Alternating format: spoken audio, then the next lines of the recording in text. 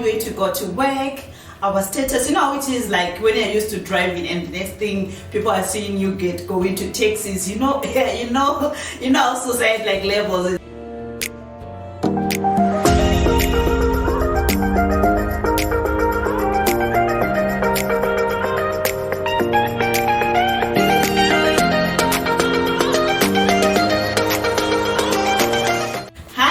This is Manyonga from Let's Talk Finances with Tari. So today I just want to share a story. I've never really shared a story with you, but today I want to share a story with you.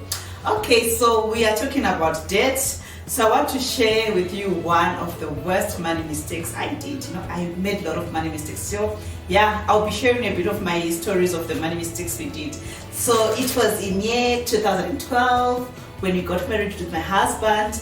So a few months down the line, Walter, my husband, was involved in a car accident and the car was beyond repair, and for other circumstances the insurance couldn't cover that. So like we were stuck with a car which is beyond repair, and we were stuck with the car finance because the car, we had taken it on car finance.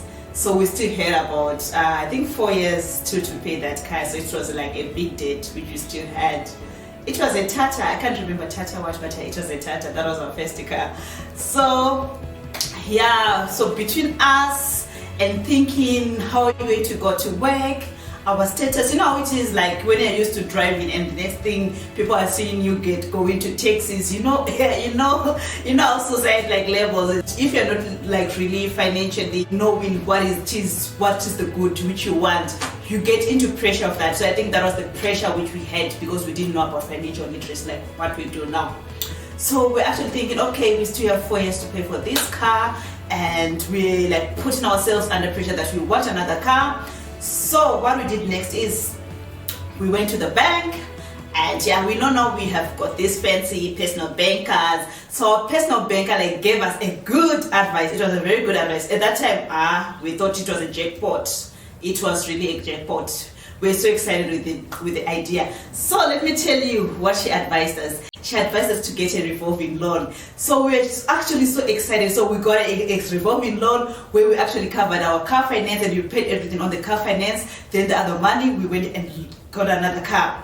So we were actually so excited and we signed the papers and we got our revolving loan. Guys, you know what? That was the best time of our life that we could. We managed to pay off the car finance of the car which was beyond repair, and we managed to get our second car. Excitement overloaded. We were very excited with that. So yeah, we took our revolving loan, we started paying it off, and you know what, the good thing with revolving loan, you can always, like when you pay, you have the access to take the money again from it. So Tina, that's how we've been living, So we've been like paying off every month our monthly installments, and when you want to go to the holiday, we just say, you know what, I think we have to go to the holiday. We just go to the revolving loan, we take the money, we go and enjoy our holiday. So we have been in that cycle for 8 years.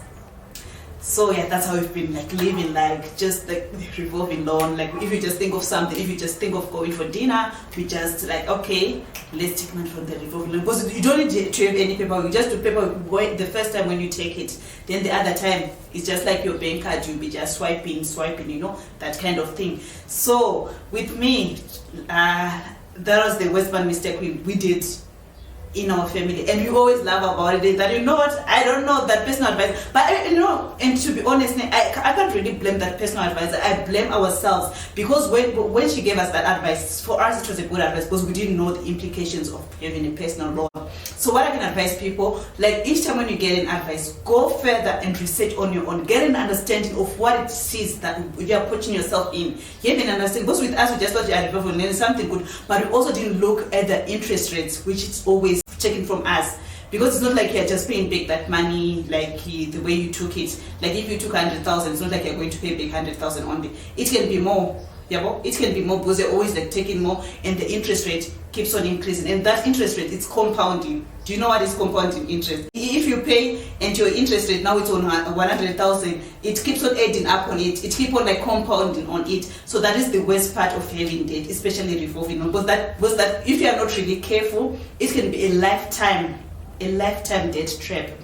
So yeah, we have been stuck in that debt trap for eight good years. I'm not lying. 8 good years we've been stuck. We've been revolving in the debt, just revolving. We pay off, the next day we are starting again, we are taking off, we are paying off, and yeah, like as the name suggests, revolving.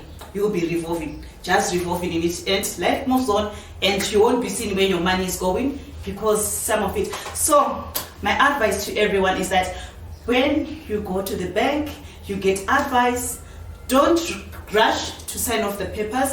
Go and do a further research. Understand what it means. Understand the implication it is going to have on your finances. Don't just get too excited and sign the papers without understanding what it is you're putting yourself into. It applies to everything. Even if you're buying a house, even if you're buying a new car, understand everything. Read the terms and conditions and have an understanding. Because most of the time it's lack of knowledge. Like that time, to be honest, I didn't know what was revolving loan, and we also didn't know, like, for us to continue like using that data, not like really clearly know, we didn't know. But the moment when we actually sat down on our financial debts, we actually like, you know what? I think this debt is not really doing any good to our finances. I think it's now time we have to clear it off. So last year, yeah, beginning of the year, we said this year we need to get rid of this revolving loan. So we said we're not going to be taking any more money from it, and we started paying more than our monthly installment. And I'm so happy, by the end of last year we managed to clear off that debt after 8 years. So guys, always research, always understand what it is you're putting your money to. So that is the end of my story, and I hope you have picked lessons from it. Don't forget to like, share and subscribe. See you next time.